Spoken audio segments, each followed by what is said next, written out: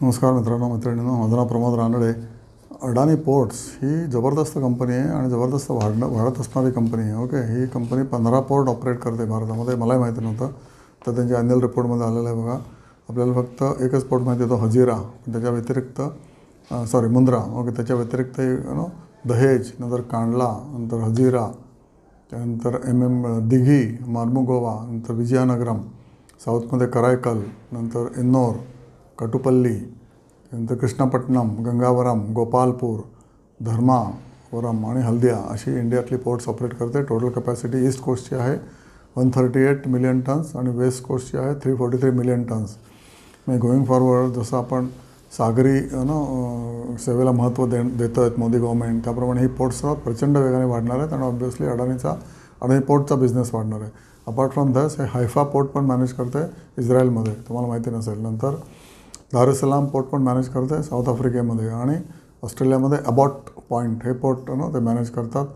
आणि कोलंबोमध्ये पण आहे, श्रीलंकामध्ये कोलंबो पोर्ट मॅनेज करते, आणि टंझानियामध्ये दारुसलाममध्ये टंझानिया, आणि हायफा इस्रायलमध्ये. ही 4 इंटरनॅशनल पोर्ट्स ओके ही कंपनी मॅनेज करते.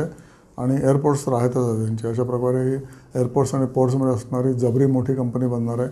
ओके, इंटरनॅशनल रेव्हेन्यू याचा 22% आहे आणि पॅट 10% आहे.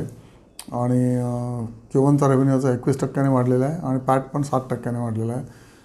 CAGR 20% प्रोजेक्शन आहे 5 वर्षामध्ये. 20% पर इयर CAGRनी वाढणार आहे, म्हणजे 17% पर इयर CAGRनी कंपनी वाढणार आहे. त्यांच्या प्रेझेंटेशनमध्ये सांगितलेलं आहे. अडानी पोर्ट्स ओके, आणि लॉजिस्टिक्समध्ये पण आहे company, not only in ports. आणि याचे रेटिंग्स मात्र सगळ्याची AAA स्टेबल आहे. CRISIL, Iqra, India rating and care ह्या 4 इंडियन कंपनीज आहेत.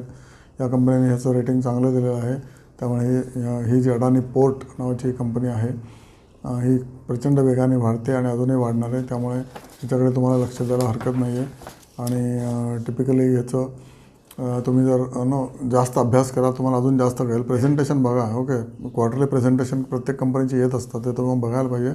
त्यामुळे तुम्हाला अजून जास्त इन्साईट्स मिळतील. आणि ज्यांना टेक्निकॅलिटी माहिती आहे किंवा बिझनेस माहिती आहे त्या लोकांना तर ऑब्व्हियसली जास्त ह्याच्यामध्ये कळेल. आणि ज्यांना माहीत नाही आहे त्यांनी माझे व्हिडिओज बघा. ओके, शॉर्ट्स बघा आणि ऑब्व्हियसली टेक्निकल ग्राफ बघा, त्याच्यानंतर ॲक्शन घ्या.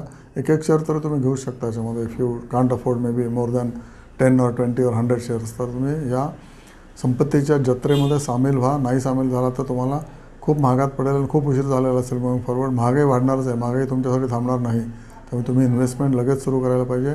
आता मार्केट पण सुटलेलं आहे. गेले 6 महिने मी तुम्हाला सांगतो की घ्या तुमच्या टेक्निकल एक्सपर्टला विचारा.